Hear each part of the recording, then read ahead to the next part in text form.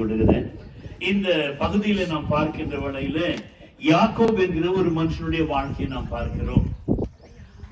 அவன் அந்த இடத்திற்கு வருவதற்கு முன்பதாக அந்த இடத்துக்கு பேர் லூசு. அந்த ஊருக்கு பேர் என்னங்க? இது லூசு. இது இந்த முருகேசன் அங்க இங்கிருந்து துரத்தி விடப்பட்டவன். யாக்கோபுடைய வாழ்க்கையோடு துரத்தி விடப்பட்டவன் தான். தன்னுடைய சகோதரனுக்கு குடும்பத்துக்கு பயந்து இங்க வெறும் செய்வினியும் மந்திரமோ மாந்திரிகமோ எல்லாம் பண்ணி அதுல இருந்து விடுதலைக்காக அங்க பெங்களூர் வந்தார். கர்த்தர் அந்த குடும்பத்தில் அற்புதங்களை செய்தார். நீங்கள் கேட்டீங்க அவருடைய மனைவிக்கு. இது ஃபர்ஸ்ட் எபிசோட். இரண்டாவதாக அதன் வழியாக அவர்கள் ஆண்டவருக்குள்ளாக வந்தார்கள். அதான் ஒரு முக்கியமான ஒரு காரியம். உங்களுடைய வாழ்க்கையில கூட ஆண்டவராக இயேசுவை ருசித்து பாருங்கள். கர்த்தர் நல்லவர் என்பதை ருசித்து பாருங்கள். அவர் மீது நம்பிக்கையா இருக்கிற மனுஷன் பாக்கியவான் சங்கீதம் 34:8 வாசிக்கிறோம். அப்போ இவர்கள் கர்த்தரை முதலாவது ருசிக்க ஆரம்பித்தார்கள். கர்த்தர் யார் என்று ருசித்தபடினால முதலாவது மனைவி குடும்பத்துல கர்த்தர் அற்புதம் செய்தார். இரண்டாவது பார்க்கின்ற வேளையில அந்த இடத்துல அவர்கள் அவருடைய அந்த தொழில் அவருக்கு என்னன்னா ஒயிட் வாஷ் பண்ணிட்டு இருப்பார். இதுல இருந்து செகண்ட் ஸ்டெப்புக்கு ஆண்டவர் கொண்டாந்தாரு.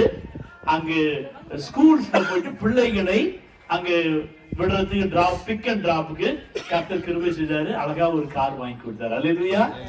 இப்ப என்ன கார் ஆயிட்டாங்க? கிறிஸ்டியன் கார் ஆயிட்டாங்க. என்ன கார் ஆயிட்டாங்க? ஆமா. அந்த கிறிஸ்டியன் கார் ஆனது ஆட்டோமேட்டிக் கர்த்தர் கார் கொடுத்துருவார்.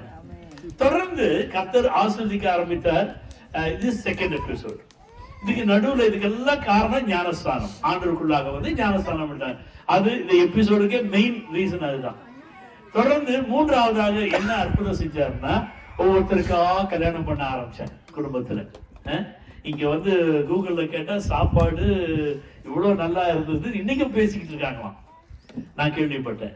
அப்போ கர்த்தர் உங்களுடைய குடும்பத்திலே கடந்து வருவார் என்றால், நீங்கள் கர்த்தரை பிடித்துக் கொள்வீர்கள் என்றால், ஒவ்வொரு ஸ்டெப் பை ஸ்டெப்பா கர்த்தர் உயர்த்த ஆரம்பிப்பார்.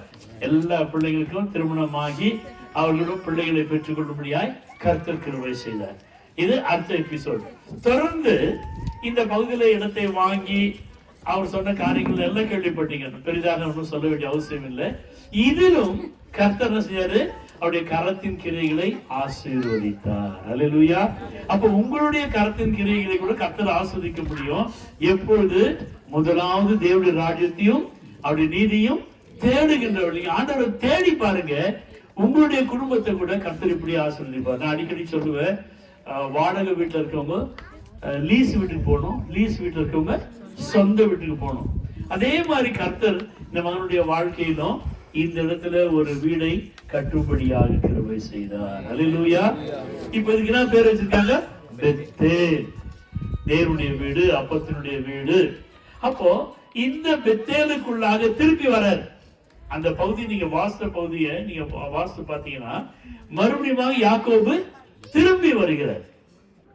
அதே இடத்துல வந்து நிறுத்தின தூணை அங்கு தேவனுடைய வீடாகும் என்று சொல்லி, அப்படியே கர்த்தர் மகனை எந்த இடத்துல அவமானப்படுத்தினாங்களோ, எந்த இடத்துல கொரோனால உனக்கு இடம் இல்லைன்னு சொன்னாங்களோ, அந்த பகுதியிலே கர்த்தர் கொண்டு வந்து சொந்த வீட்டை கொடுத்திருக்கிறார். அல்லேலூயா.